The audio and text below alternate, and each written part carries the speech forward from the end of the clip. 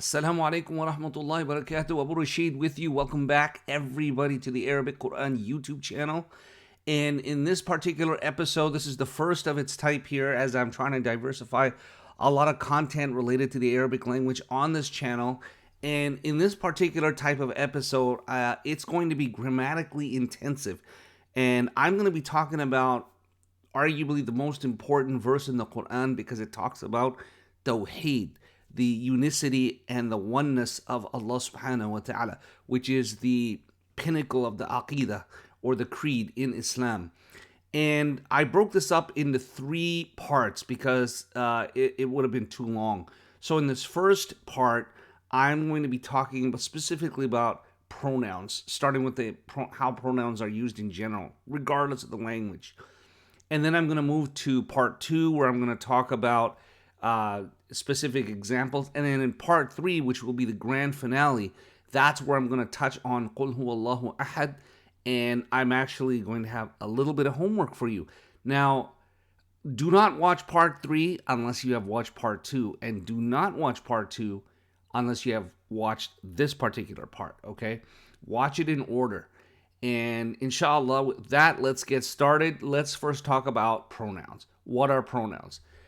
If I said to you, James went to the restaurant and James bought a fried chicken sandwich and James returned home, is that the default mode of speech? I think you would say not, right? That is not the default mode of speech. Why did I mention James 3 times? There must have been a reason. I mean, you could do that, but there must be a specific reason. Maybe I'm upset with James. For some reason, I'm emphasizing James, right? So what do we normally do? Well, in the English language, we just replace James in the second sentence with a pronoun, right? Simple as that. And in the third sentence, we might even use an implied pronoun. We don't even have to mention that. So instead of saying what I did, you could say, James went to the restaurant and he, which is the pronoun, he bought a fried chicken sandwich and returned home. Notice in the third sentence, I didn't even use the pronoun he again, right? So, because I don't need to repeat he again, right? I've already established the fact that it was James, which then is chained to he, which is then chained to an implied pronoun. That's normally what we would say.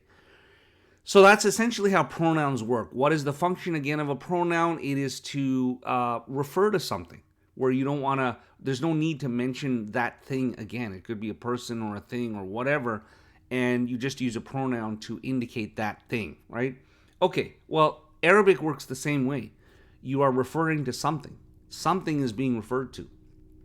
And in Arabic, the pronoun is called al-Dhamir.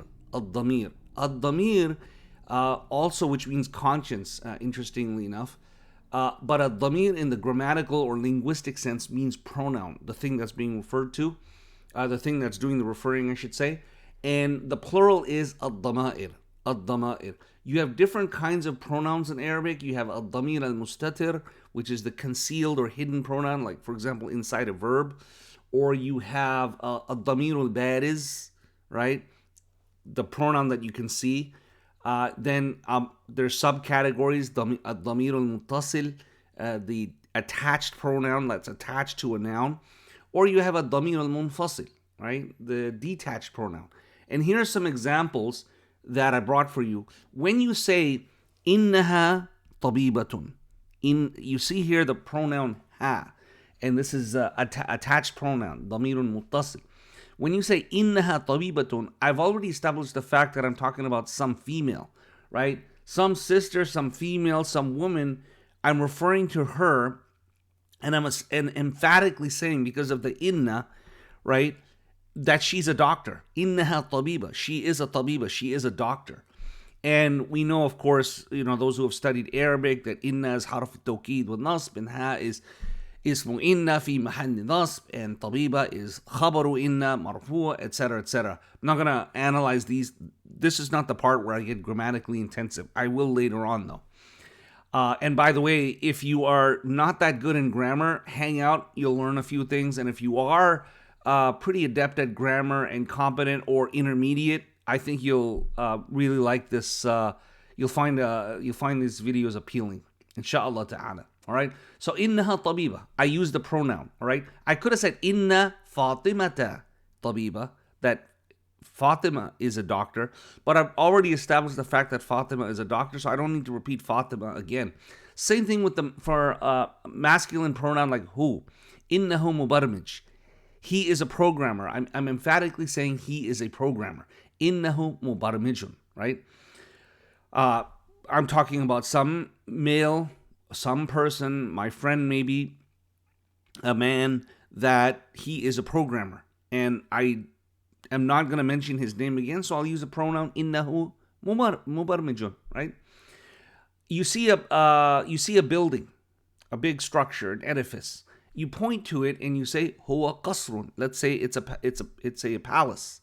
So you could say هو قصر. Here's unlike the first two, which were attached pronouns, this is a detached pronoun, ضمير منفصل, right? And this is a complete sentence. You got your مبتدا and خبر, right? The هو is في محل رفع, مبتدا, and the قصر is خبر مرفوع, right? هو قصر. And then the last example, so here we have who, we have هو, and now we have هي. هي شاحنة. You see a big vehicle and looks like a truck, so I said هي شاحنة. It's a truck, right? So the هي is referring to the truck, right? Okay, that's good. Now, that's normally how pronouns work in Arabic, just like in English. However, I'm going to introduce you to another kind of pronoun. It's called ضمير الشأن. This is something you should know because it's not common, but it does appear as an actual pronoun in the Arabic language, and it does appear as such ضمير الشأن does in the book of Allah subhanahu wa ta'ala, and of course the ahadith of the Prophet sallallahu alaihi wasallam. So it's good to know this. Now, one thing to know is that ضمير الشأن, it comes in 4 different flavors. That's it, right? Because of what it is. You will not see hum or hunna, etc. as ضمير الشأن. But ضمير الشأن will be huwa, who, he, hiya, and ha. Okay, these 4 right here. ضمير الشأن. What is ضمير الشأن? Well, ضمير we know is pronoun, and الشأن refers to the story or the fact or the matter or the subject or the affair or the concept or whatever you're introducing. And that's what makes Arabic very difficult to translate to English. And as a matter of fact, as a general comment, that's what makes many languages difficult to directly translate to the target language, from the source language to the target language.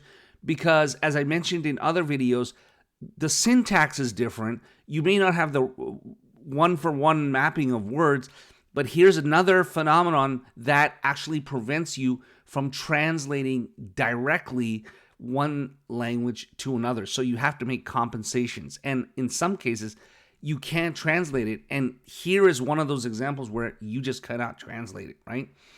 This is the pronoun of the concept, or the pronoun of the item or the story or the fact, etc., what you're trying to introduce. And it refers to the matter that you're discussing. That's why you can't translate it. It is called, in other contexts, it's called ضمير الأمر, the pronoun of the matter, ضمير القصة, pronoun of the story, ضمير الحكاية, the pronoun of the narrative, and الضمير المجهول, as the al-Kufiyun used to talk about it or refer to it.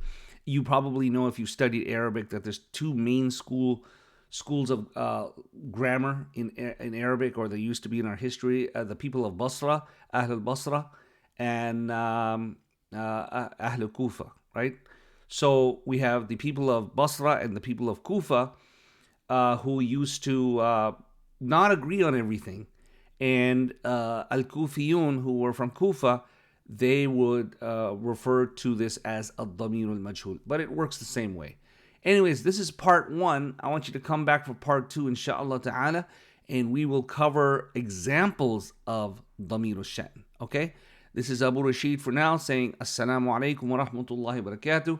Thank you for joining me on the Arabic Quran YouTube channel. If you haven't already, subscribe, like, set that notification button on, and we will see you next time. Please share this with your community members, friends, and family. Assalamu alaikum wa rahmatullah.